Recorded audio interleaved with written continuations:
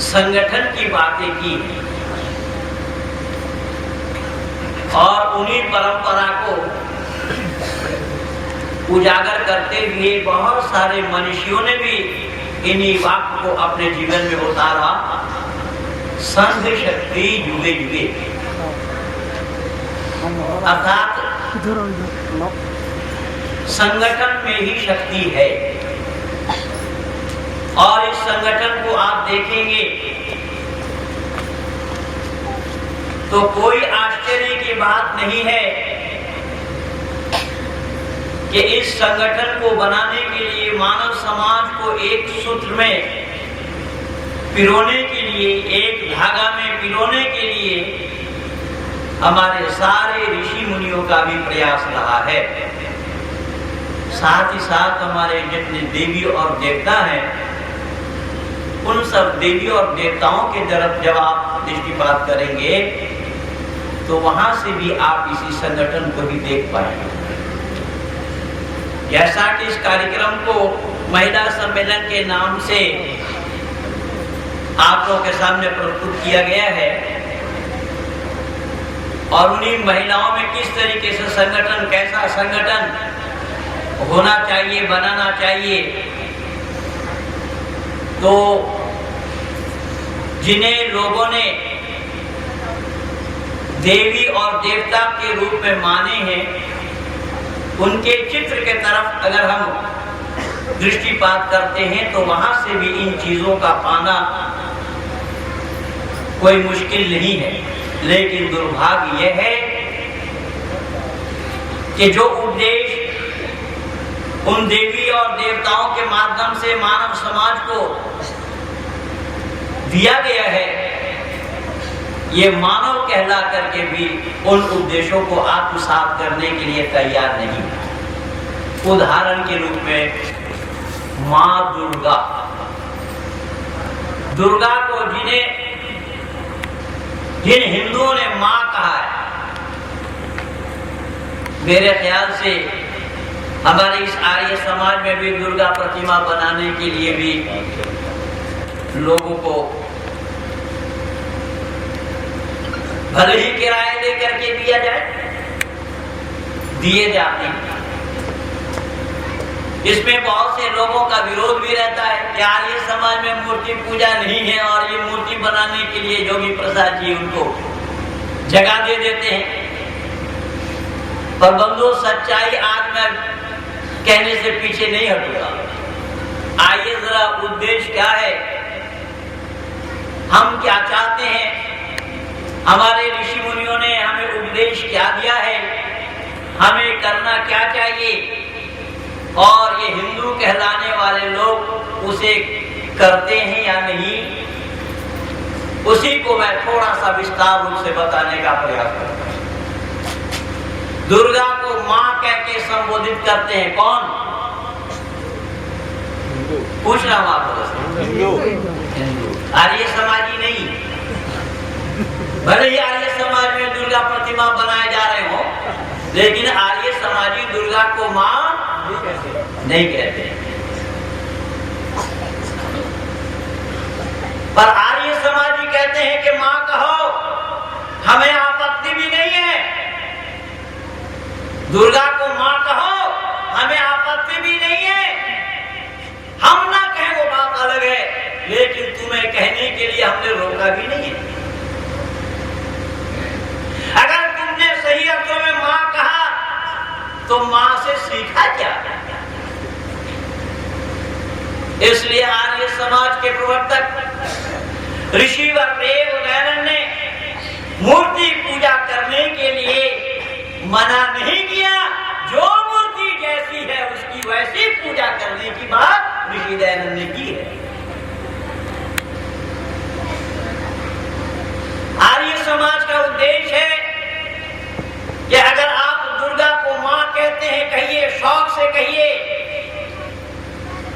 लेकिन मां का अनादर तो मत करिए।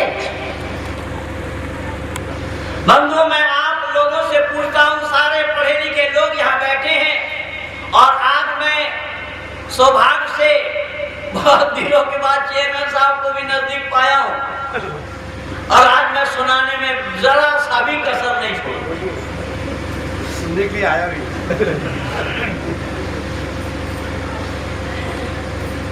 आर्य समाज के लोग ये कहते हैं कि माँ कहो हमें आपत्ति नहीं, लेकिन माँ का आदर तो करो। अरे माँ को निर्माण करते हम आर्य समाज के लोग, तभी ना आर्य समाज का प्रांगण माँ के निर्माण के लिए दिया जाता है। लेकिन हिंदुओं, ये तो बताओ कि माँ को डुबोने वाले कौन है? अरे बोलो तो सही। हिंदू। नहीं बोलोगे? मैं बुलवा लूंगा। पूजा करते हो शौक से, मामा चिल्लाते भी हो, लेकिन पानी में किसे डुबोया जा रहा है? माँ को। तो ये माँ के खातिर हुए या नहीं? माँ के हत्यारा है या नहीं है? हिंदू है हिम्मत सुनने की? क्यों? ये सच को सुनना पसंद ही नहीं है। आर्य समाज ने कब मना किया कि दुर्गा मत पूजो? आर्य समाज ने कहा है कि माँ दुर्गा का हाथ 10 है। ना मालूम यहाँ कितना हाथ वाली दुर्गा बनाया जाता है मैं नहीं जानता हूँ, लेकिन दुर्गा का हाथ हिंदी भाषी वाले 8 मानते हैं, लेकिन 8 नहीं है, 10 है। बंकिम चंद्र चट्टोपाध्याय को पढ़ेंगे और पता लग जाएगा। माँ दुर्गा तुम्हें 10 हाथ धारिणी, वंदे मातरम में ही लिखा है। लेकिन चाटुकारों ने तो उसको बाईपास किया है कि उसको भारत माता को ही उन्होंने दुर्गा कहकर संबोधित किया। अब मुसलमानों से ये दुर्गा बुलवाते कैसे? ये कांग्रेसी, अब कांग्रेसी क्या, कौम तो अलग हो गया, रेस भी अलग हो गया। कौम खत्म होकर के रेस रह गया, इसलिए उस पर पाबंदी लगा दी। ये सब ऐसे नहीं है। मैं जान करके बोल रहा हूँ, बिना जाने नहीं बोल रहा। और केवल इतना ही नहीं जानता हूँ, संविधा को भी जानता हूँ।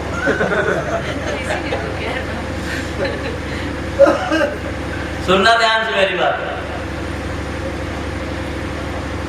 क्यों कि इस गीत को राष्ट्रीय गीत नहीं माना लोगों ने। सुजलम सुफलम शस्य श्यामलम वंदे मातरम, जिस वंदे मातरम को गाते गाते उसी माँ दुर्गा तुम्हें 10 हाथ धारिणी, ये गाते गाते फांसी के फंदे को चूमने लगे लोग। अंग्रेजों ने देखा कि ये कोई स्लोगन नहीं है, ये जादू प्रतिबंध लगा। और बंधु याद रखना, अंग्रेजी काल में उस पर प्रतिबंध नहीं था, नहीं लगा। और ये कहते हैं कि भारत को हमने आजाद किया, आजादी दिलवाई। आजाद भारत में उस वंदे मातरम पर प्रतिबंध। और राष्ट्रीय गान कौन सा है? भारत का भाग्य विधाता किसको बोला जा रहा है? वो भारत के भाग्य विधाता हो गए और फिर कह रहे हैं कि हमने भगा दिया। कहां भगाया? इसलिए वैदिक सिद्धांत और वैदिक मान्यता जिसको आर्य समाज विश्वास करता नहीं अपितु आचरण में लाया हुआ है। आर्य समाज का कहना है माँ दुर्गा तुम्हें 10 हाथ धारिणी। माँ दुर्गा का 10 हाथ है, 2 हाथ ब्राह्मणों का, 2 हाथ क्षत्रियों का, 2 हाथ वैश्यों का, 2 हाथ शूद्रों का, 2 हाथ माताओं का। कितना हुआ जल्दी बोलिए। माँ बैठी कहाँ है? सिंह पर। सिंह पर। सिंह पशुओं का राजा, पशुओं का राजा है सिंह। उस सिंह पर बैठी है। माँ कह रही है कि ये जो पशुओं का राजा है शक्तिशाली है, लेकिन उससे भी कई हजार गुना ज्यादा शक्ति मेरे पास है, तभी मैं अपना आसन जमा पाएगा। लेकिन उनके संतानों ने क्या किया? हम ऊंच हैं, किसी को नीच कह दिया, कोई बड़ा है कोई छोटा है, शरीर के अंग को काट काट करके तबाह और बर्बाद कर दिया। सिंह पर बैठना तो दूर की बात, बिल्ली पर भी बैठना मुश्किल हो रहा है। इसका कारण क्या है? इसका कारण यह है कि माँ दुर्गा को केवल धूप धुनी तक ही सीमित छोड़ा है। माँ दुर्गा के दिए हुए या बताए हुए वक्तव्य पर अमल हिंदुओं ने नहीं किया। माँ दुर्गा शक्ति का प्रतीक है, इसलिए महिलाओं का जो संगठन हमारा है वो दुर्गा वाहिनी के नाम से बनाया गया है, क्योंकि दुर्गा शक्ति का प्रतीक है और शक्ति का प्रतीक को भी मातृशक्ति को ही माना गया है, पुरुष को नहीं।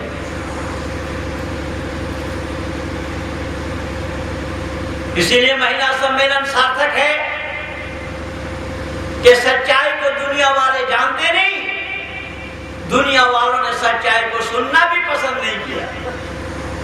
पिछले दिन 95 के जून महीने के सेकंड वीक में पुरी के शंकराचार्य निरंजन देव तीर्थ जिनका नाम था वो आज हमारे बीच नहीं है, बंगाल के धरती पर पहुंचकर उन्होंने कहा कि महिलाओं को वेद पढ़ने का अधिकार नहीं है। बंगाल की महिलाएं जागरूक थी बहुत पहले से, क्योंकि ऋषि दयानंद के आने से पहले काम बंगाल वालों ने छेड़ा हुआ। बंगाल की महिलाएं जागरूक थी। कुछ महिला काफला बना करके निरंजन देव तीर्थ के पास पहुंच गई। स्वामी जी ये सब वेद उठा करके लाए, हम सब ये वेद में कहाँ है महिलाओं को पढ़ने का अधिकार नहीं है, ये आप हमें दिखा दीजिए। निरंजन देव तीर्थ ने कहा कि कहाँ है ये मैं दिखा तो नहीं पाऊंगा, लेकिन आप लोगों को पढ़ना हो तो मेरे चले जाने के बाद पढ़ना, मेरे सामने मत पढ़िए। विभिन्न पत्र पत्रिकाओं में इसका प्रचार हुआ।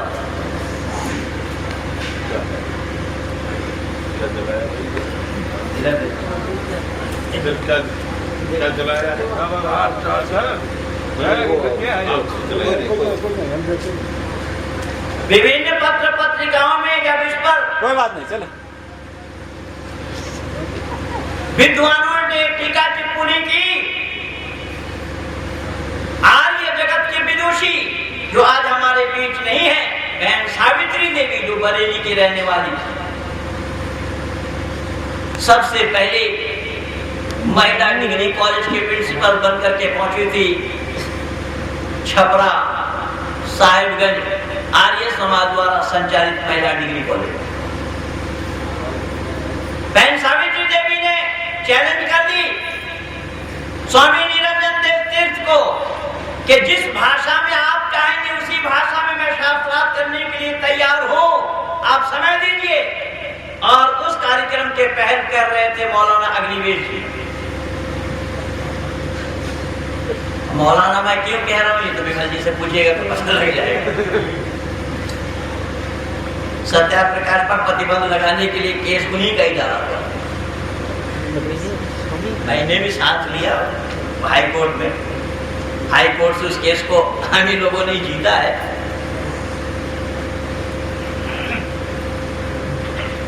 स्थान निर्धारित हुआ मेरठ शहर, लेकिन आप लोगों को मैं बता दूं कि स्वामी निरंजन देव तीर्थ भाग खड़े हुए उन्होंने अपनी चेहरा तक यही दिखा पाए कि दयानंद का दिग्विजय के सिवा क्या कहेंगे।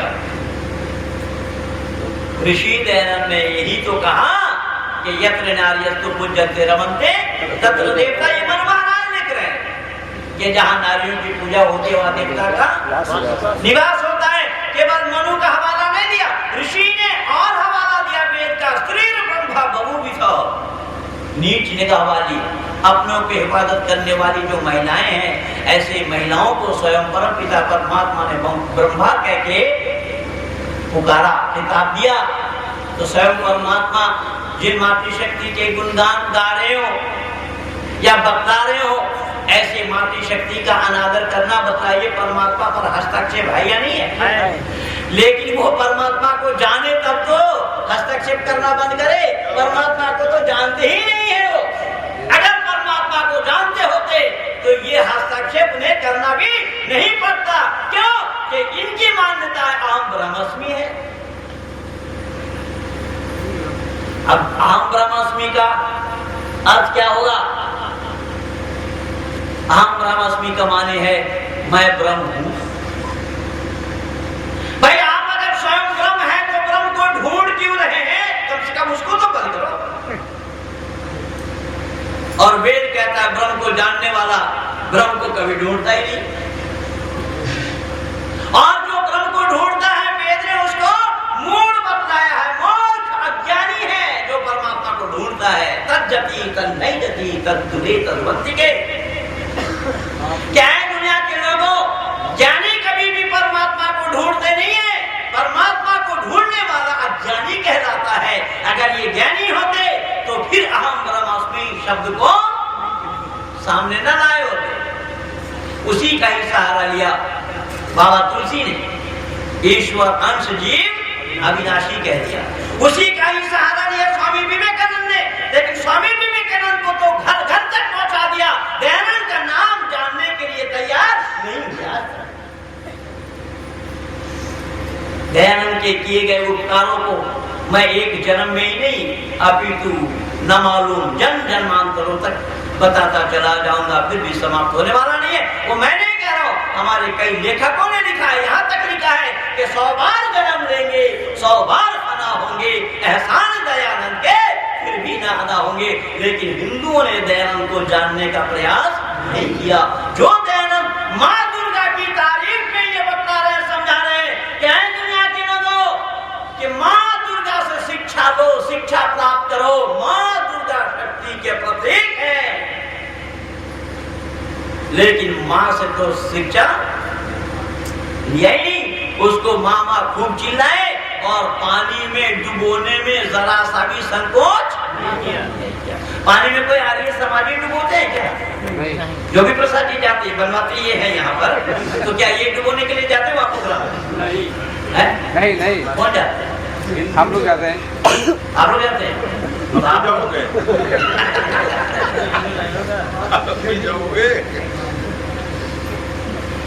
आप लोग जाते हैं, ये काम अच्छा करते हैं।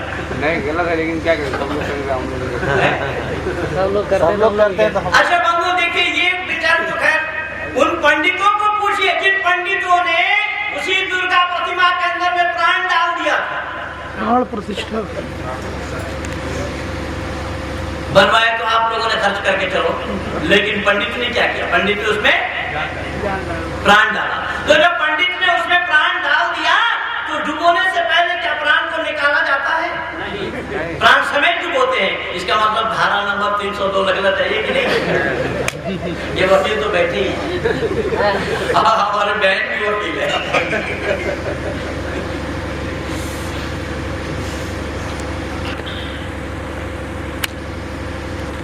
लेकिन बंधु आज तक कभी भी आप लोगों ने उन पंडित से ये पूछना नहीं चाहा या पूछ कर नहीं देखा कि भाई आप जो मूर्ति में आपने प्राण डाल दिया, आपके घर में जब कोई आदमी मरा उसका प्राण क्यों नहीं लौटाया? लौटाया आपका कहीं? हो सकता है आप उतरौला में लौटाया। नहीं बोल नहीं रहे लोग। नहीं। तो ये क्या हो रहा है? ऋषि दयानंद कह रहे हैं कि जो मूर्ति जैसी है उसकी वैसी पूजा करो। मूर्ति पूजने के लिए दयानंद ने मना नहीं किया। कुछ लोगों का ख्याल है कि ये तो मूर्ति तोड़ते हैं। अरे हमने कहा तोड़ा, ना हमने बनाया ना हमने तोड़ा। बनाते जो लोग हैं, तोड़ते भी वही लोग हैं। हम जब बनाते नहीं तो तोड़ने का सवाल ही पैदा नहीं होता। हाँ, बनवाने देते हैं, वो भी हर आर्य समाज में नहीं उतरो।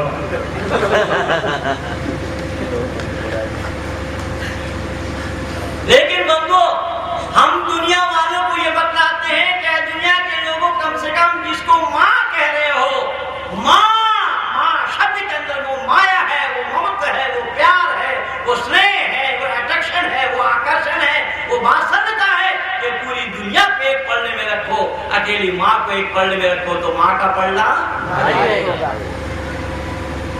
सच बोलना है, हमें संतुष्ट करने के लिए सत्य है। परनाला वहीं कहेगा बहन जी, है? बच्चों बात सब आपकी सही, परनाला वहीं कहेगा कि माँ का पल्ला भारी है। पल्ला किसका भारी है? माँ का। तो जो हमारे पिता वर्ग के लोग बैठे हैं वो मन ही मन सोच रहे होंगे कि किस नालायक के साथ पाला पड़ गया, हमारा कोई नंबर ही नहीं। नाराज मत होइएगा, नंबर तो आप लोगों का भी है और माँ से ऊपर है। माँ का नंबर ऊपर नहीं है। नवासरुल्लाह सत्तर प्रकाश को पढ़ लीजिए, ऋषि ने कहीं नहीं लिखा। परमात्मा के पास नहीं है तो ऋषि कहां से लाते?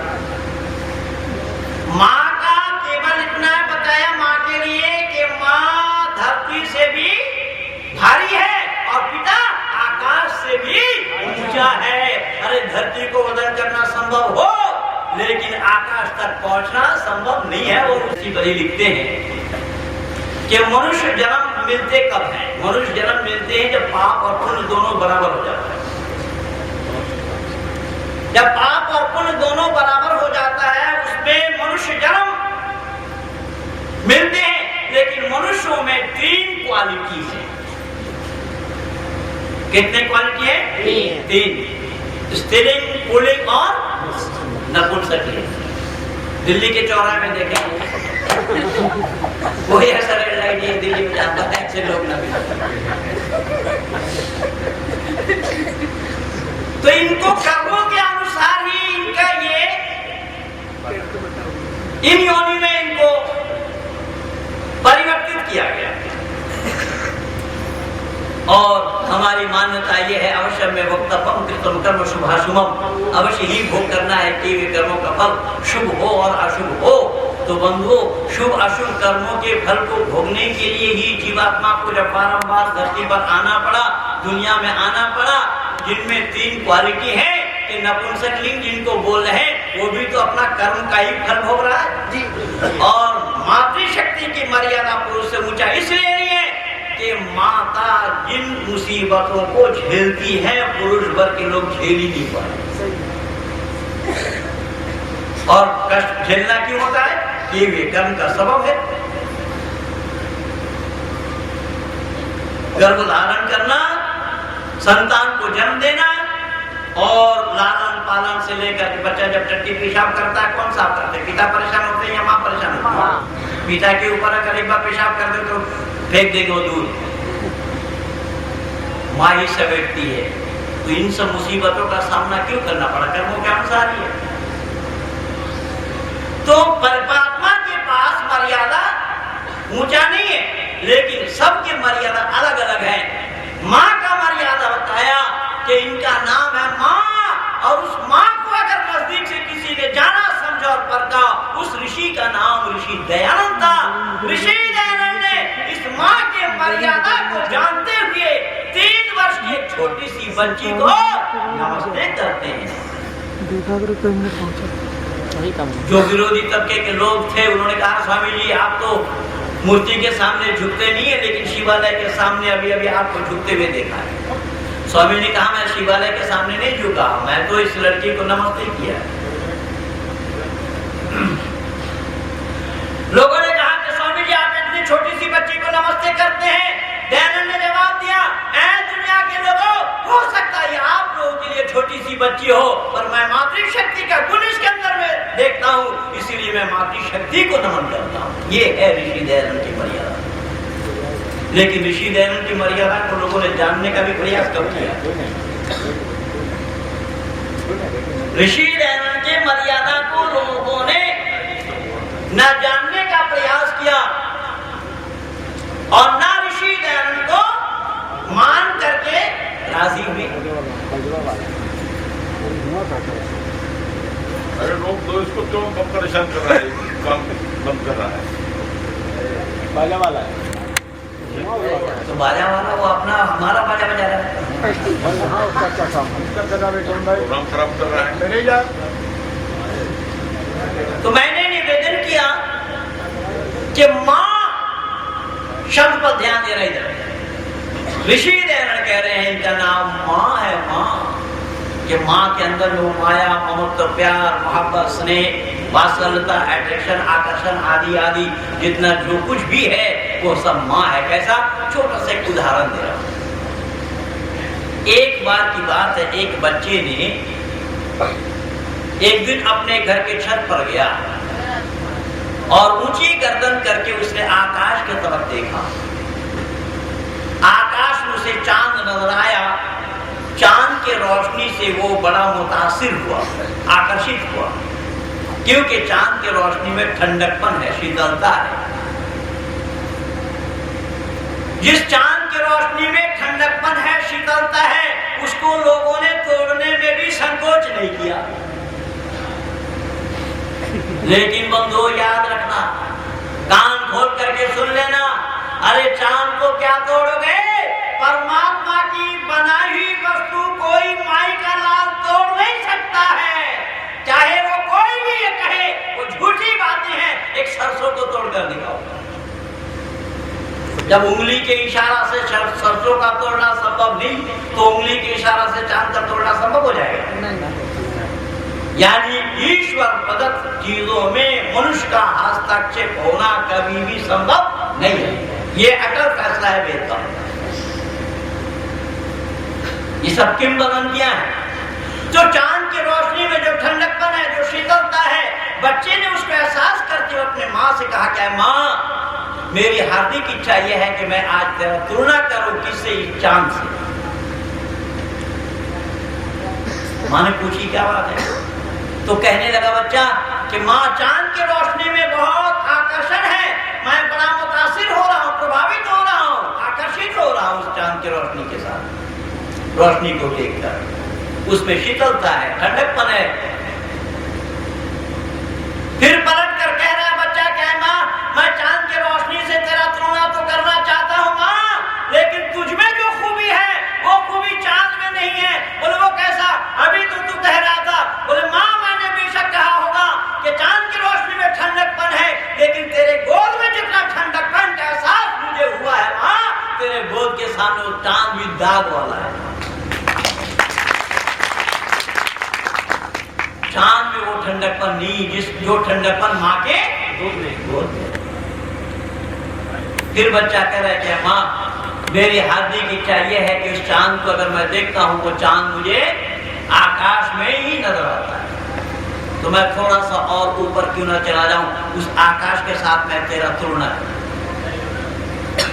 फिर बच्चे ने पलट कर कहा कि माँ, मैं आकाश के साथ तेरा तुलना तो करना चाहता हूँ माँ, मैं आकाश में जब जाने का मन करता हूँ तो आकाश तक पहुँचना मेरे लिए संभव नहीं है माँ, लेकिन उस आकाश से कई हजार गुना नजदीक में, समीप में तेरा गोद मुझे मिला है माँ, इसलिए तेरे गोद के सामने में भी मैं उस आकाश को दाग वाला ही पा। फिर बच्चे ने कहा कि माँ, मैं दुनिया की वस्तुओं को उठाकर तेरे साथ मिलान करना चाहता हूँ, उपमा देना चाहता हूँ, तुलना करना चाहता हूँ, तो दुनिया के ऐसे वस्तु का नाम मैं क्यों न लूं कि जिसके गहराई, लंबाई और चौड़ाई को कोई नाप ही न सके। तो माँ ने पूछी वो क्या है? बच्चे ने कहा कि वो है समुंदर, सागर, कि सागर के लंबाई, चौड़ाई, गहराई को कोई नाप नहीं सकता। बच्चे ने कहा माँ, मैं सागर के साथ तेरा तुलना तो करना चाहता हूँ, उपमा तो देना चाहता हूँ, क्योंकि सागर के चौड़ाई, लंबाई और गहराई को कोई नाप नहीं सकता, पर माँ, सागर के पानी को जब मैं पीना चाहता हूँ, वो पानी मेरे लिए पीना संभव नहीं है, वो नमकीन पानी है, खारा पानी है माँ, तेरे गोद में बैठ करके मैंने तो अमृत का पान किया, दूध का, इसलिए तेरे दूध के सामने में भी सागर दाग बनाया। तो तब कहा कि धरती से माँ भारी कैसे है? तो बच्चा कह रहा है कि माँ, तू तो माँ है, धरती को भी हम माँ कहते हैं, मैं पूरी धरती को उठाकर तेरे साथ तुलना क्यों न करूं? और धरती को भी तो हम माँ ही कहते हैं, और तू तो माँ है ही, बाकी दुनिया वालों ने न मालूम किसको किसको और माँ बना रखा है। बोलो सीने माँ, कौन सा माँ?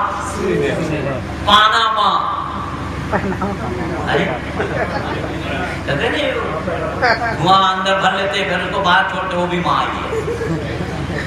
बोले लोगों ने अपने मनमानी ढंग से जिसको चाहा उसको माँ बना दिया। चलो माँ, मैं ये जान रहा हूँ कि मैं पूरी धरती को उठाकर तेरे साथ तुलना करना चाहता हूँ, उपमा देना चाहता हूँ माँ, लेकिन माँ तुझ में जो खूबी है वो खूबी धरती माँ में नहीं है। चेयरमैन साहब क्या कह रहे हैं बच्चा? कह रहा माँ तुझमें जो खूबी है वो खूबी धरती माँ में नहीं है। क्यों? कि जब मैं चलना नहीं जानता था माँ तो उंगली पकड़ करके लगड़ी लगड़ी चाले चल चल करके मुझे चलना सिखाई है। जब मैं बोलना नहीं जानता था तुतली तुतली भाषाएं बोल बोल करके मुझे बोलना सिखाई है। तुझमें ये जो खूबी है वो खूबी धरती माँ में नहीं है। इसलिए बंधुओं, माँ का तुलना किसी और से करना संभव नहीं है, लेकिन पिता की भी मर्यादा कम नहीं है। पिता के लिए आकाश से भी ऊंचा बताया गया, क्योंकि पिता अगर माँ को ना दे तो माँ पाएगी कहाँ? माँ लालन पालन कहाँ से करेगी भला? देने वाले तो पिता हैं। इसीलिए वैदिक सिद्धांत के अनुसार, प्रकृति नियम के अनुसार माँ के उदर में आत्मा की स्थापना होने से पहले उस आत्मा की स्थापना पिता के ही उदर में हुआ करता है। तब पिता के माध्यम से माँ के उदर में ही आत्मा का ट्रांसफर होता है। ये है वैदिक सिद्धांत, ये है वैदिक मर्यादा। लेकिन दुनिया वालों ने माँ की मर्यादा को जाना ही नहीं। जिन बाबा तुलसी की बात मैंने की, शंकराचार्य की बात मैंने की, शंकराचार्य से पूछा आप अपने दिल में माताओं के लिए कोई जगह रखते हैं क्या? शंकराचार्य ने कहा कि नारी तो नरक का द्वार है। क्या बोला? अरे थोड़ा जोर से बोलिए। नारी को नरक का द्वार। नारी को नरक का द्वार किसने कहा? दयानंद ने, शंकराचार्य ने। लेकिन माता मैं आज आप लोगों को ये बताना चाहता हूँ कि आदि गुरु शंकराचार्य ने नारी को नरक का द्वार कहा, और साथ ही साथ उनके 4 चेला आज भी मौजूद है। हिंदुओं ने 5 बना रखा है। एक तो जाकिर नायक के पक्ष में ही बोल रहा है, देखा यूट्यूब में, यूट्यूब में देखा हमारे साथी सभी सब। हाँ देखें सर। एक तो स्वामी लक्ष्मी शंकरानंद, वो भी उसी के पक्ष में, वो बोल रहा है, क्या बोल रहा है कि सोते समय रात को मदीना का तस्वुर करके सोया, रात भर मोहम्मद ख्वाब में आने लगे। मैंने कहा ये इस्लाम को भी ले डूबे। मदीना का तस्वुर करके सोया, ख्वाब में मोहम्मद आने लगे। और ऋषि दयानंद कह रहे कि इतनी मेहनत करो, रात भर सो, ऐसा ख्वाब देखो ही नहीं। ये सब हिंदुओं का काम है और सबको मैं जवाब दे रखा हूं। आचार्य प्रमोद कृष्ण जी एक है हरिद्वार वाले, वो भी इस्लाम के पक्ष में बोल रहे हैं, और वो पक्का कांग्रेसी है, सोनिया का फालतू है वो। मैंने निवेदन किया कि शंकराचार्य कह रहे नारी नरक का द्वार है, और माता बहनों मैं आप लोगों से ये विनती कर रहा हूं कि शंकराचार्य के चेले आज भी मौजूद है, उन लोगों से पूछिए कि जिस शंकराचार्य ने नारी को नरक का द्वार कहा, उनकी मां न होती वो धरती पर कहां से आती? जिन्होंने अपने मां को नरक का द्वार कहने में जरा सा भी संकोच नहीं किया। बाबा तुलसी ने क्या बोला? ढोल गंवार शूद्र पशु ये सब के अंदर है। अब तुलसी तुलसी बने कैसे? तुलसी को तुलसी बनाने वाली कौन थी? पत्नी की पत्नी। पत्नी कहते इतना उपदेश था। लोग कहते हैं कि वो अपने माँ के यहाँ गई पत्नी, उनके वियोग में ये बेचैन है उठे, नदी पार करके जाना था, कोई नाव वहां दिखाई नहीं पड़े तो कोई मुर्दा लकड़ी समझ करके मुर्दा को नदी पार किया। मुर्दा में और लकड़ी में अंतर नहीं पड़ता क्या? ये पढ़े लिखे लोग लिख रहे हैं या लिख लो रपड़ पत्थर वाले लिख रहे हैं, मैं नहीं जानता। मुर्दा को लकड़ी समझना ये कभी भी संभव होगा? लकड़ी में हाथ लगाने से, मुर्दों में हाथ लगाने से पता लगेगा कि नहीं लगेगा? वो सेंस वाले थे या बिना सेंस वाले? चलो मान लेते हैं चले गए। उस पार जा करके जब ससुराल वाला मकान भी लंबा चौड़ा था, उसकी 4 दीवारी लंबी चौड़ी थी जेल खाना जैसे, तो बताया जाता है कि एक अजगर इस पार से उस पार, और अजगर को रस्सी समझ करके चढ़े। अजगर को, अजगर क्यों? किसी भी जीव जंतु के पास आप हाथ ले जाएंगे ना तो वो आपको देखेंगे और पकड़ने से वो काटेंगे कि नहीं, जिसमें काटने की क्षमता है। अब वो कौन सा अजगर था, रस्सी बन गया। वैसे ही कुरान का भी किस्सा यही है, मूसा का लाठी भी सांप हो गया।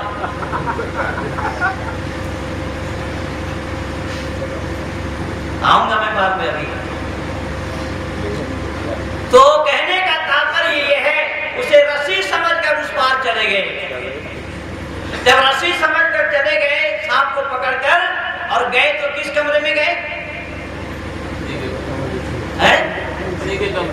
अपने पत्नी के कमरे में। अगर सास के कमरे में पहुंच गए होते तो क्या होता? क्या था ईश्वर? पत्नी का इतना ही उपदेश था कि जितना मोह आप मेरे से करते हैं, जितना लगाव मेरे से रखते हैं, इतना लगाव अगर आप परमात्मा से रखते होते तो आपका जीवन उद्धार हो जाता। इतना ही उपदेश था और इतना ही उपदेश से तुलसी बन गए। लेकिन ढोल गवार शूद्र पशु नारी तारण के अधिकारी कहने में जरा सा भी संकोच नहीं किया। केवल इतना ही नहीं, 8 अवगुण भी दिखा दिया। इनके अंदर में 8 अवगुण रहता है। कबीरदास से पूछा, कबीरदास ने कहा कि नारी की छाया पड़ा तंदा हो भुजन, कबीरा उनकी किन गति जो नित नारी के संग। तो कबीर के जो संतान कमाल हुए तो नारी के सत्संग में हुए या अकेले में पैदा किए? ईसा जैसा। तो ईसा तो मां से पैदा हुए, या अकेले पुरुष कैसा पैदा करेंगे? स्त्री और पुरुष दोनों के बिना संतान का जन्म होना या जन्म लेना संभव नहीं है। और मेडिकल साइंस वाला जाकिर नाइक MBBS, मैं तो MBBS गुन्ना भाई बोला। ये ईसा मसीह बिना बाप के पैदा हो गए माता।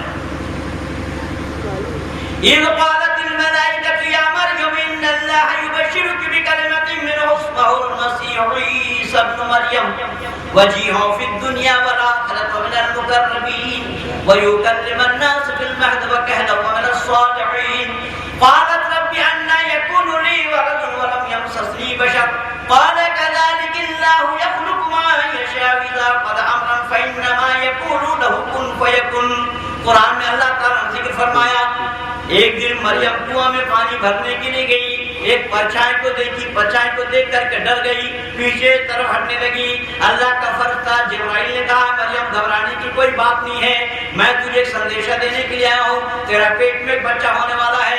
मरियम ने बताया, क़ालत रब्बी अन्ना यकूनु ली वलदुन वलम यमससनी बशर, मैं कुंवारी हूँ, कोई पुरुष मेरे शरीर में हाथ तक नहीं लगाया, मेरे पेट में बच्चा, ये तो असंभव बात है। अल्लाह ने कहा, जिब्रील ने कहा, अल्लाह के नजदीक असंभव नाम का कोई शब्द ही नहीं है, वो एक बार कह दे के कुन हो जा फयकुन, बस हो जाएगा।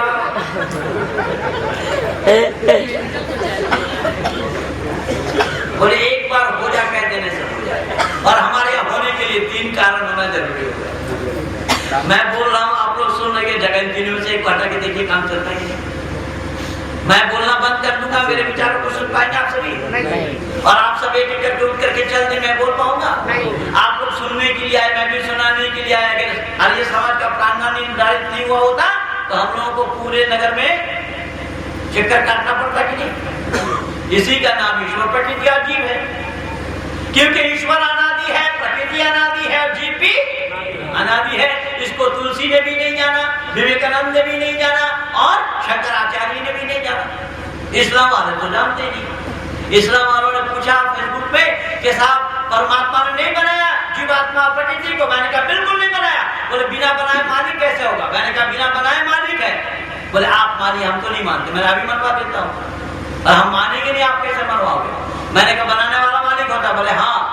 मैंने कहा आप शादीशुदा हैं या बैचलर है? बोले मैं शादीशुदा हूँ। मैंने कहा आप अपने पत्नी के मालिक हैं? बोले जी। मैंने कहा कि बनाने वाला मालिक होता है? बोले हाँ। उस पत्नी के मालिक आप कैसे? आपके ससुर ने बनाया, आपने बनाया?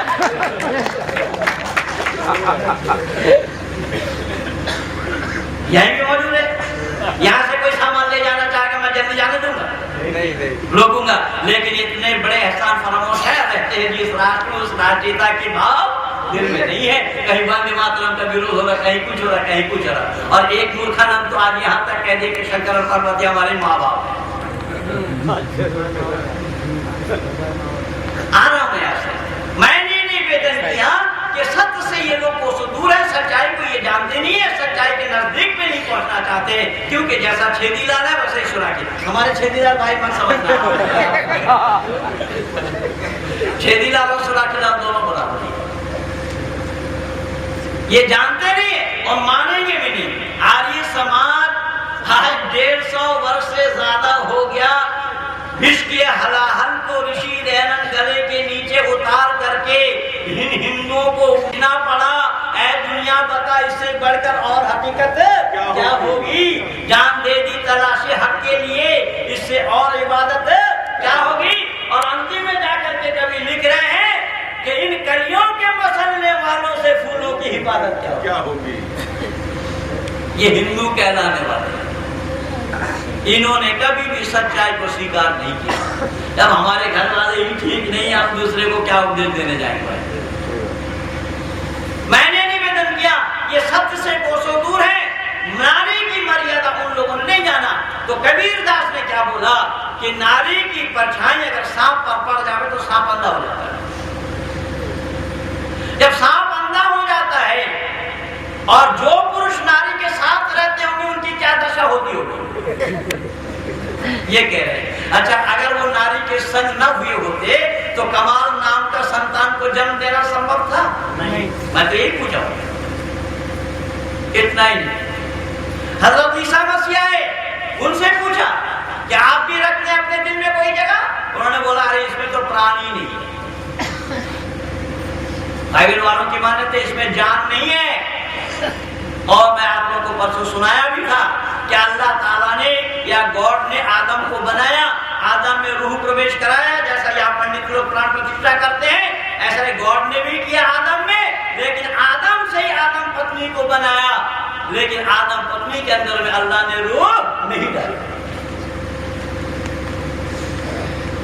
न कुरान से कहीं कोई दिखा सकता है, न बाइबल में कहीं कोई दिखा सकता है।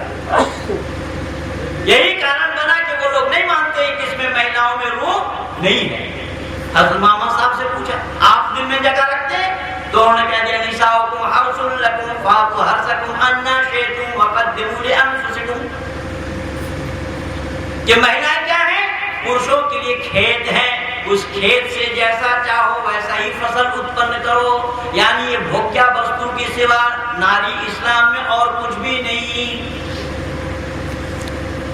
यही कारण बना कि पिछले दिन एक फिल्म चली थी जिस फिल्म का नाम तलाक रखा गया था। पहले इन लोगों ने आंदोलन करके उस फिल्म को तलाक से जब तक निकाह में परिवर्तित नहीं किया, चैन से नहीं बैठा। क्यों? कि फिल्म देख करके कोई आ रहा होगा, उससे कोई पूछे कि कौन सी फिल्म तुमने देखी, वो कहेगा तलाक, पत्नी का तलाक हो जाएगा, इसलिए नाम बदलना पड़ा। अच्छा, इस्लाम वालों के साथ फिल्म का कोई ताल्लुक है? नहीं। कोई रिश्ता है? ये पीके वाला हो या बिना पीके करे, रिश्ता नहीं है इस्लाम के साथ। गाना गाना भी हराम है, फिल्म देखना भी हराम है।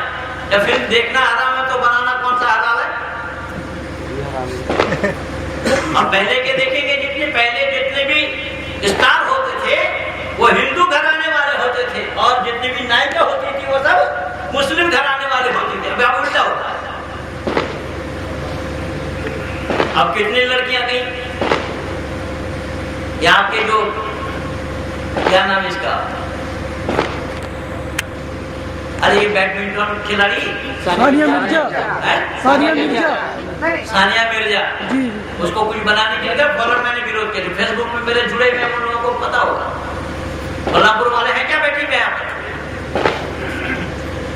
सबसे पहले मैंने विरोध किया। क्यों? भारत में इतना बड़ा भारत में उसको कोई भारत में मुसलमान लड़का मिला नहीं। वो जानती नहीं थी कि वो तो जवानी में ही शादी करने के लिए ना पाकिस्तान से, वो तो जानबूझ करके की है। उसको तो भारत निकाल देना चाहिए। जब लड़की शादी होकर के ससुराल जाती है तो ससुराल का टाइटल लगता है या पिता का टाइटल ले जाती है? ये सब जगह गड़बड़ जाना हुआ। कांग्रेसियों ने भी यही किया। इंदिरा गांधी के साथ भी यही हुआ है। तो मैंने निवेदन किया कि ये सब मिलकर के सत पर पर्दा डाला है, तो वहां भोग्य वस्तु बताया गया इस्लाम में।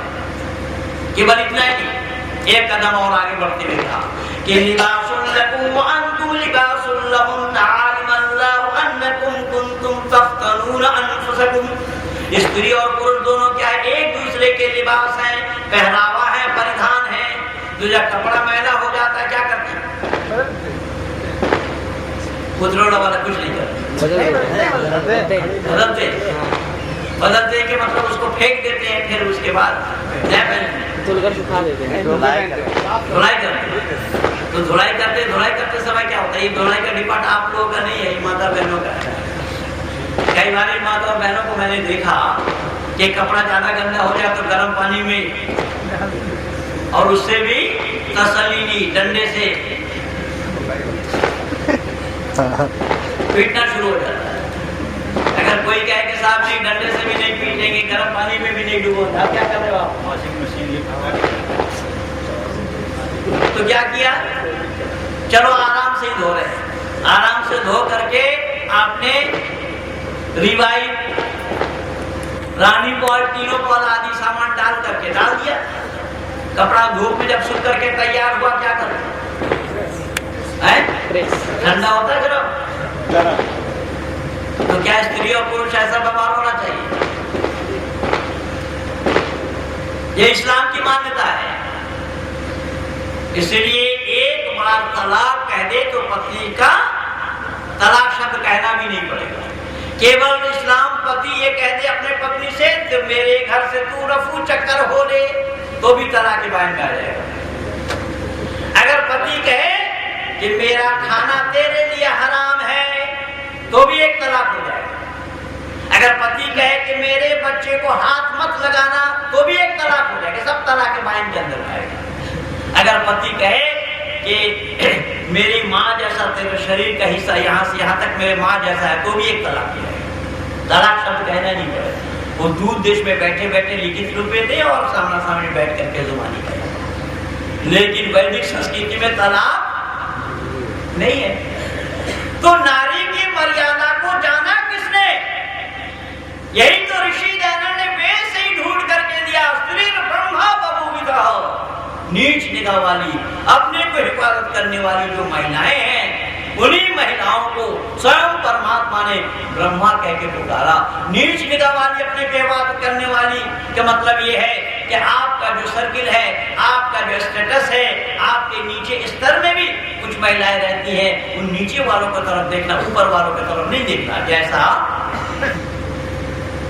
आपके पास 2 जोड़ी चप्पल है, आपके पड़ोस में कुछ महिलाएं और हैं जिनके पास 1 जोड़ी भी चप्पल नहीं है, तो जिनके पास 1 जोड़ी नहीं है उनके तरफ देखना, जयललिता के तरफ नहीं देखना कि एट ए टाइम 350 जोड़ी चप्पल रहती है। एट ए टाइम दिल्ली आती है, दिन के लिए 150 चप्पल लेकर के आते। मैं समझ नहीं पाती, बेचारी खाती है उसको, पहनती है, सामने लगाकर क्या करके तो कहने का मकसद उद्देश्य यह है, ऋषि दयानंद कह रहे हैं कि यहाँ नीचे देखो, ऊपर नहीं। मातृशक्ति की मर्यादा को ऋषि व देव दयानंद ने जितना समझा, जितना परखा, दुनिया वालों के सामने उजागर किया, इतना तो आदि गुरु शंकराचार्य भी नहीं कर पाए, बाबा तुलसी के द्वारा भी नहीं हुआ, और ईसा मसीह ने भी नहीं कर पाए, हजरत मोहम्मद साहब भी नहीं कर पाए। जितने भी आए ये सुधारवादी, किसी से भी नारी मर्यादा के बारे में काम आप लोगों को देखेंगे कहीं पर भी किसी ने नहीं किया, जितना के दयानंद ने किया। इसीलिए आर्य समाज में महिला सम्मेलन मनाने के परिपाटी है, तो वही महिला के लिए ही कहा जा रहा है, महिला शक्ति की प्रतीक है, जो माँ दुर्गा के लिए कहा। केवल महिलाओं के लिए नहीं, वहां देखेंगे आप योगेश्वर कृष्ण को देखेंगे, वहां पर भी आप देख पाएंगे। ये सब आप लोगों को मालूम है कि योगेश्वर कृष्ण भी अपने माता पिता के 8वां नंबर के संतान के रूप में आए। ये तो धन्यवाद दीजिए उस काल के लोगों को जो वैसेक्टमी और लाइकेशन की कोई प्रावधान उन दिनों में नहीं थी, तो 8वां संतान के रूप में आए।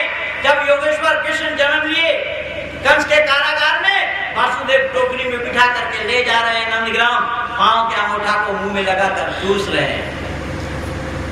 योगेश्वर कृष्ण उपदेश दे रहे हैं जन्म लेते ही कि पांव को तुम शूद्र बोलते हो, मुंह ब्राह्मण है, लेकिन है सब तुम्हारा। पांव भी तुम्हारा है और मुंह भी तुम्हारा है। ये ब्राह्मण है, ये क्षत्रिय है, ये वैश्य है, ये शूद्र है, लेकिन है ये शरीर का ही अंग। और तुमने काटा है इसको। इस अंग को काटने के कारण सिंह पर बैठ नहीं पाए और बिल्ली पर भी बैठना संभव नहीं हो रहा है। ये हिंदुओं ने अपने हाथ से ही अपने संस्कृति पर कुठारा लगाया, अपने संस्कृति को जानने का प्रयास नहीं किया, अपने ऋषि मुनियों के दिए हुए उपदेशों को आत्मसात नहीं किया। ऋषि मुनियों ने जिन बातों के लिए ताकीद किया, जिन वेदों की तरफ लौटने के लिए कहा, ये हिंदू वेद से ही उतना दूरी बनाते चले गए। जितना वेद से दूरी बनाते चले गए, उतने ही सत्य से विमुख होते चले गए। इसलिए ऋषि लिख रहे हैं कि वेद सब विद्याओं की पुस्तक है। वेद का पढ़ना पढ़ाना, सुनना सुनाना सब आदियों का परम है। और स्वामी विवेकानंद वेद को जानते नहीं थे, लेकिन ना जानने के बाद भी विवेकानंद ने कहा बैक टू वेदा। आप कहेंगे कि विवेकानंद वेद जानते नहीं थे, इसका क्या प्रमाण है? इसका प्रमाण अगर आर्य समाज के पास नहीं होगा तो किसी दुनिया वालों के पास होगा ही नहीं। लोग कहते हैं कि विदेश में जाकर हिंदू धर्म का डंका बजाए। अरे हिंदू तुम्हारा धर्म है कहाँ जो डंका बजाएगा? हिंदू कोई धर्म का नाम थोड़ी है। अब आज एक ने ये उल्लूपना का काम किया है। वो अपने को मुफ्ती इलियासी कहता है। पड़ोस में मुझे ध्यान आ रहा है, कई वर्ष पहले यहाँ भी मिला मेरे को, इसी फैजाबाद वाला, कई वर्ष पहले यहाँ भी मुझे मिलने के लिए आया। उसने बोला कि हम सनातनी हिंदू हैं। आज लगभग 22 फोन आए मेरे पास भारत भर से। लोगों ने पूछा पंडित जी आपका ख्याल, आपका विचार। फेसबुक पर आया नहीं, मैंने कहा मैं बाहर हूँ, नेट मेरा काम नहीं कर रहा, मैं लिख नहीं पाया। तो विचार क्या जानना चाहते हैं? तो इसने ये बोला, ये क्या, उसमें मदनी साहब भी बैठे थे बीच में, जिस दूरदर्शन में दिखाया गया, जो मदनी मोदी के पक्ष में भी बोला था पिछले दिन। हाँ, तो वो भी बैठे थे बीच में, उसने भी विरोध नहीं किया। और ये जमियाते उलमाए के तरफ, उलमाओं के तरफ से बोला है। जमाते उलमा में ये मुफ्ती इलियास साहब, जो आप किसी फैजाबाद रोड के ही रहने वाले हैं, उन्होंने कहा दूरदर्शन में कि हम सनातनी हैं। मैंने कहा कि सनातनी तुम अगर हो, जो सनातनी थे वो तो अब भी सनातनी है। तुम इतने देर से सनातनी क्यों बन रहे हो? पहले अपनी बात बताओ भाई। जो सनातनी थे वो तो अब भी सनातनी है, पर तुम सनातनी अगर हो तो इन सनातनी को छोड़कर तुम सनातनी में कैसे चले गए?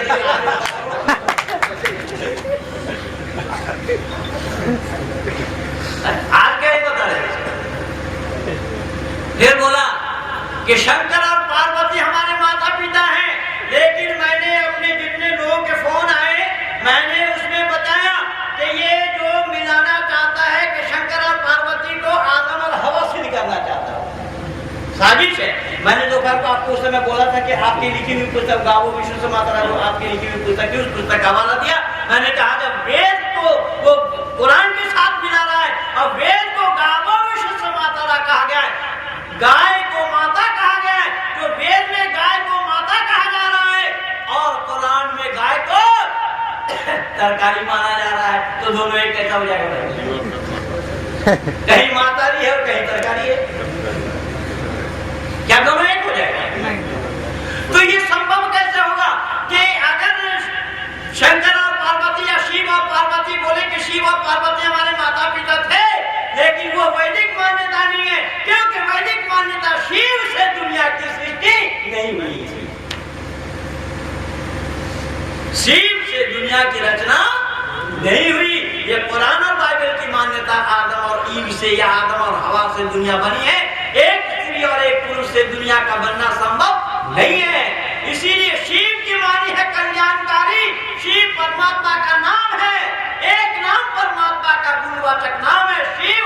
शिव के माने कल्याण करने वाला वो शिव ने जो हाथ में डुमरू लेकर के घूम रहे हैं, त्रिशूल लेकर के। अगर ये उसी शिव को ये मान रहे हैं, वो शिव की मान्यता वेद में नहीं है, वैदिक संस्कृति में नहीं है। अब ये कह रहे हैं कि हम तो हिंदू है, जैसा चीन का रहने वाला चीनी, अमेरिका का रहने वाला अमेरिकी, हम हिंदुस्तान का रहने वाला हिंदू। मैंने कहा हिंदुस्तान का रहने वाला हिंदू नहीं होगा। ये मोहन भागवत जी भी पहले कह गए थे, उसका भी विरोध मैं किया हूं उसी समय ही। हिंदुस्तान का रहने वाला हिंदुस्तानी होगा, ना कि हिंदू होगा। जैसा चीन का रहने वाला चीनी, अमेरिका का रहने वाला अमेरिकी, हिंदुस्तान का रहने वाला हिंदुस्तानी, ना कि हिंदू। क्यों? कि हिंदू नाम हमारा ना था, ना है और ना होना संभव होगा। स्वामी विवेकानंद अगर वेद को जानते होते तो गर्व से कहा हिंदू है, ये कहना ही नहीं पड़ता उनको। हिंदू नाम हमारा नहीं है, हिंदू नाम तो दूसरे लोगों का दिया हुआ है। ऋषि दयानंद ने पूना में प्रवचन निरंतर 15 प्रवचन ऋषि के हुए हैं। वहां पर कहते कहते हिंदू कह गए, फौरन उन्होंने क्षमा याचना की, अरे तुम नाम कर्म भ्रष्ट तो हो ही चुके हो, पर नाम भ्रष्ट मत होना। उन्होंने मना किया कि हिंदू नाम हमारा नहीं। कैसा नहीं? तो देखिएगा जरा विचार करके। इन लोगों की मान्यता है कि सिंधु नदी के तट पर जो लोग रहते थे मुसलमानों ने उन्हें हिंदू कह के पुकारा, क्योंकि फारसी भाषा में सा नहीं है, सा को वह हा कहते हैं। जैसा 7 दिन को सप्ताह बोलते हैं, मुसलमान उसको हफ्ता कहते हैं। हफ्ता कहने के कारण उन्होंने सोचा कि वहां पर सा नहीं है। अब ये कितनी बड़ी मूर्खता की बात है। देखिएगा आपके यहाँ पर संस्कृत में या हिंदी में सा केवल 3 है, तालुशा मदरसा दंत, और उर्दू अरबी फारसी में 4 है, से है, सीन है, शीन है, स्वाद है, 4 है। तो अगर हिंदी में ये बोल रहे हैं कि सप्ताह का हफ्ता हो गया, तो सिंधु नदी के तट पर रहते रहते सिंधु से हिंदू बन गए, तो सिंध प्रांत को आज तक हिंद प्रांत किसी ने क्यों नहीं बोला? सिंधु नदी को हिंदू नदी क्यों नहीं कहा गया? अगर सिंध प्रांत के रहते रहते सिंधु से हिंदू बन गए, बोले फारसी भाषा में सा नहीं है, फारसी भाषा में अगर सा न हो तो फारसी नहीं होगा, फार ही होगा। शेख शादी नहीं होगा, एक हादी होगा। मुसलमान नहीं होगा, मुसलमान होगा। जितना सा है सब हा में बदल जाएगा। आप 12 महीना को वर्ष बोलते हैं, मुसलमान उसको साल कैसे कहते हैं? उसको तो हाल होना चाहिए कहते। पर कि हिंदू वही है, शाकाहारी हो या मांसाहारी, सदाचारी हो या दुराचारी, निर्व्यसनी हो या व्यसनी, ढोंगी हो या पाखंडी, धूर्त हो या छड़ी, राक्षस हो या देवता, साधु हो या चोर, सब अपने को हिंदू ही कहते हैं। तो हिंदू के माने क्या समझा जाएगा? लाल खिचड़ी। आर्य नाम वेद का। हॉलैंड के विश्व सम्मेलन में डॉक्टर सुभाष का जो अमेरिका से आए थे, उन्होंने कहा कि ये पाश्चात्य विद्वानों ने ये किया, ये किया, ये किया, ये किया। वो मेरी पुस्तक में पा जाएंगे, बोले मस्जिद से यह चला के वाली पुस्तक में कि पाश्चात्य विद्वानों ने ये किया, ये किया, ये किया, ये किया। आपने या क्यों भारतीय है, कश्मीर के रहने वाले हैं, अमेरिका में सेटल है, वहां पर और पाश्चात्य विद्वानों की गुणगान गा रहे हैं। तो जब मेरा नंबर आया तो मैं यहीं से शुरू किया। मैंने कहा बच्चे के पिता कौन है, किसके पास प्रमाण है? बच्चे के पिता कौन है, इसका प्रमाण किनके पास होगा? भला माँ के पास। पिता भी नहीं जानते हैं कि क्यों बच्चे के पिता है करके, माँ ही जानती है बच्चे के पिता कौन है। तो माँ अगर जानती है बच्चे के पिता कौन है, तो हमें पहले माँ ढूंढना चाहिए। और माँ ढूंढने के लिए जब हम निकलते हैं तो सबसे पहला नंबर माता और पिता, बंधु और सखा के नाम से परमात्मा का नंबर आता है। तो हम हिना पिता बसो तो माता शब्द में वेद में माता पिता बंधु सखा बोला गया परमात्मा को। तुम्हें को माता चा पिता, तुम्हें को बोलते कि नहीं? बोलते हैं। हिंदू भी बोलता है। हिंदू भी परमात्मा को तुम ही वो माता चा पिता, तुम ही वो बंधु चा सखा, तुम ही बोलते कि नहीं बोलते भाई? हिंदू भी बोलते हैं, हैं? हिंदू ही बोलते हैं, आप नहीं बोलते? तो बात वेद का है, हिंदू भी बोलते हैं, ही नहीं, ही तो आर्य समाजी, पर हमारे यहाँ भी नहीं है और ना ही है। सब मनुष्य मात्र को बोलना चाहिए, पर इस्लाम वालों ने नहीं बोला। अब ये देखिएगा कि हिंदू अगर परमात्मा को तुम ही को माता चा पिता, तुम ही को बोलते हैं, अगर ये जान करके बोलते फिर राम को परमात्मा नहीं मानते। मानना क्या हो रहा है? कृष्ण को, अगर कृष्ण को ईश्वर मानते हैं तो कृष्ण के साथ अर्जुन का क्या संबंध था? मित्र थे, लेकिन मित्र के अतिरिक्त भी एक संपर्क और था, एक संबंध और था। क्या था? अर्जुन की पत्नी सुभद्रा कौन थी? कृष्ण की बहन थी, और कृष्ण ठहरे परमात्मा, और परमात्मा के बहनों ही ठहरे अर्जुन। अरे परमात्मा का बहन नहीं होता है, किस दुनिया में हो यार? ये लोग समझने के लिए तैयार है। इसीलिए मैं निवेदन कर रहा हूं कि दयानंद ने यही काम किया। दयानंद ने कहा कि दुनिया के लोगों, अगर सच को तिलांजलि दोगे तो भुगतना पड़ेगा। तब ऋषि ने फौरन लिखा, सत्य को धारण करने में और असत्य को छोड़ने में सर्वदा उद्यत रहना चाहिए, जो आर्य समाज का चौथा नियम। केवल पांचवा नियम में ऋषि एक और कमाल कर रहे हैं। ऋषि कह रहे हैं सब काम धर्मानुसार। देखिए कोई मुकाबला नहीं ऋषि का, कि ऋषि कह रहे हैं दुनिया के लोगों कि सब काम धर्मानुसार, अर्थात सत्य और असत्य को विचार करके करना चाहिए। ऋषि कह रहे हैं कि दुनिया का सारा झगड़ा रगड़ा समाप्त हो जाएगा जब कोई मनुष्य, ये नहीं कि आर्य समाजी, कोई मनुष्य जब कोई काम करे तो पहले उसका रुझान का हो धर्मानुसार, अर्थात धर्म में ये काम करना जायज है या नहीं ये जाने। लेकिन प्रधानमंत्री का विभाग का, कोयला विभाग का फाइल ही का है। किसका? घड़ियल का है? जो विभाग उनके पास है उस विभाग का फाइल ही का है। ये धर्म है याद रखो। और ऋषि क्या कह रहे हैं? सब काम धर्मानुसार, अर्थात सत्य और असत्य को विचार करके करना चाहिए। अगर हर मनुष्य यही काम धर्म अनुसार सत्य और असत्य को विचार करके करते होते, ना कहीं किसी विभाग का फाइल, ना कहीं 2G या 3G, ये सब नहीं होता। राजा का महल देखिए, इंटरनेट पे चेक करिए, जेल ही गया केवल, पैसा वापस आया। आप कहेंगे मोदी ने जो बोला था, मोदी ने बोला था करके देखा, थोड़ा धैर्य रखिए तब ना। घर में खुशी नहीं पाए तो आप कहने लगे कि सर पे दीवार टिक रहे हैं। काम करने के लिए समय लगता है। इतने दिनों से 60 सालों से क्या काम कर रहे हैं? अब काम इतना करा, झाड़ू लगवा लिया अपने ऊपर, इतना ही किया, झाड़ू लगवा लिया। दिल्ली में भी नहीं आ पाए। अब बताइए कि है कोई मुंह छुपाने की जगह इन्होंने? क्यों हुआ? ये धर्म अनुसार काम नहीं हुआ। और ऋषि क्या लिख रहे हैं कि सब काम धर्मानुसार, अर्थात सत्य और असत्य को विचार करके करना चाहिए। हर मनुष्य के लिए, हर मनुष्य अगर इस जिम्मेदारी को निभाए तो कहीं पर कोई झगड़ा, कोई रगड़ा नहीं है। मैं तो उतरोला वासियों को धन्यवाद देना चाहूंगा, इसलिए धन्यवाद देना चाहूंगा कि आप लोगों ने ऐसा एक चेयरमैन को बनाया कि जिनके अंदर में वैष्णव नाम की कोई चीज नहीं है। मैं जितना भी धन्यवाद दूंगा उतना ही कम और थोड़ा होगा, जिनको कोई नशा नहीं। ये परमात्मा की असीम अनुकंपा है कि इतनी तपस्या। वो तो गुस्सा हुआ, कभी मैं जानता हूँ कहाँ कहाँ भागते फिरे, कहाँ करवाने के लिए लोगों का प्रयास था। मैं तो उस समय से ही जान रहा हूँ, खाना बदोश बन करके कहाँ घूम रहे थे। इसीलिए मैं निवेदन कर रहा हूँ कि आप लोगों ने एक अच्छे आदमी को चुना है, और चुनने का मौका हर समय मिलता नहीं है। जब जब समय मिले, अगर ऐसे आदमी को आप लोग चुनते हो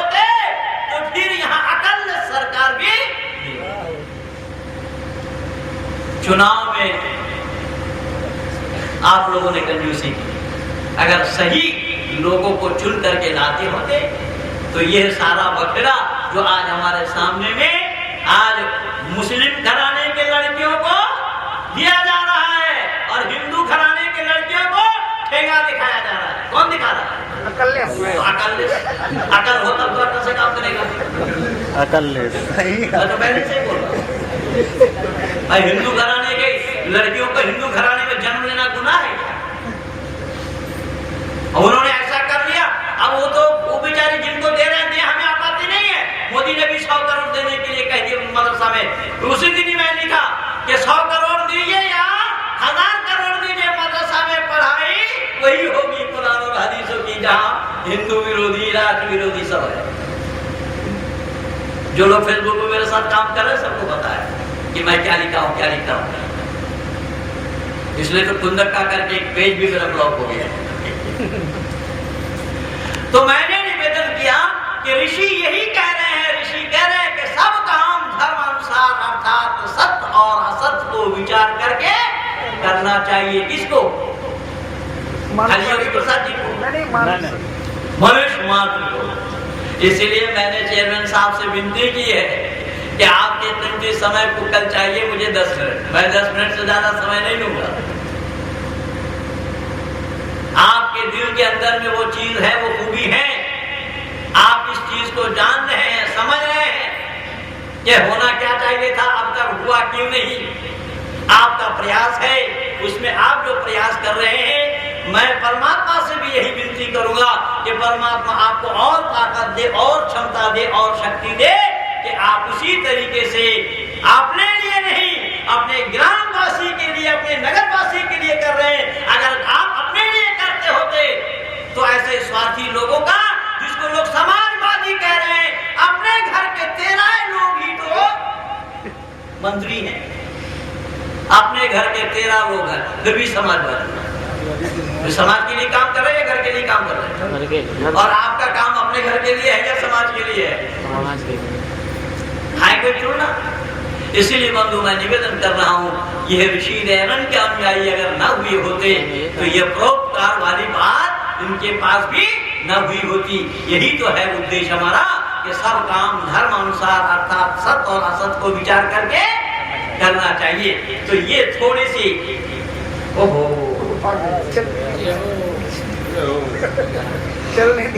मैं तो नहीं समझ पाया था, इसीलिए लोग मुझे टोकते रहते हैं। अब भाई शंकर मित्र हो या साहब, तू तो पागल है। वैसे हम लोगों का नहीं बजा पा रहा गरीब के लिए।